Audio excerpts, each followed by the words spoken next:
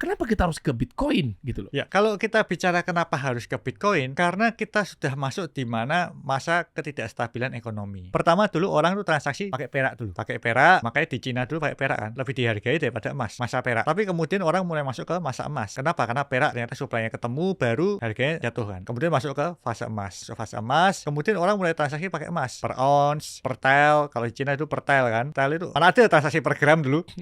Nggak ada dulu ya. Iya juga ya. Nah, kemudian makanya kalau di Islam juga ada yang namanya kambing berapa gram, ya kan? Nah, kemudian perkembangannya orang mulai ngerasa repot karena emas itu berat. Megang uang emas kilo itu lebih gampang kita bawa barang sekilo daripada emas kilo loh. Iya. Karena padat banget kan? Iya betul. Kan umpamakan kalau orang mau beli rumah pakai emas yang kiloan zaman dulu kan? Oh repot ya. Susah. Makanya kemudian orang mulai bikin sistem nih. Ya sudah deh, emas ini saya titipin ke perusahaan satu. Perusahaannya bikin surat garansi bahwa kertas ini senilai dengan emas ini. Itu adalah masa di mana bank mengeluarkan uang jaminan dari emas yang dititipkan. Kan pertama kali uang kertas itu seperti itu. Tapi lama-kelamaan akhirnya bank merasa, ngapain saya nunggu orang nitipin emas? Saya langsung bikin surat garansi aja. Akhirnya mulai timbullah uang kertas tanpa garansi. Kan? Berlaku di dunia mulai 1960-an zamannya Nixon, mulai orang pakai US dollar cetak tanpa jaminan emas. Sekarang ini semua mata uang kertas ini nggak ada jaminannya, bro. Mana ada jaminan emasnya? Iya. Nah, masa ini stabil 1960-an stabil sampai tahun 2020-an kemarin COVID. Pada akhirnya ekonomi sekarang mulai nggak stabil nih karena ekonomi mulai overheating. Makin panas kan? Karena inflasi itu kan selalu meningkat terus-terusan, bro.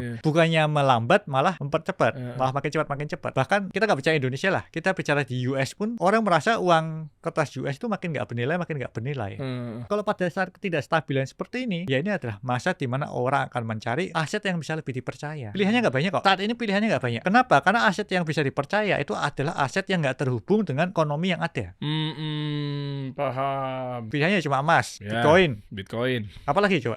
Emas mewakili komoditas ya. Iya. Dan Bitcoin sendiri juga karena sifatnya mirip komoditas. Iya. Atau gobloknya ya, malah sebenarnya orang itu megang minyak goreng lebih baik daripada megang uang kertas.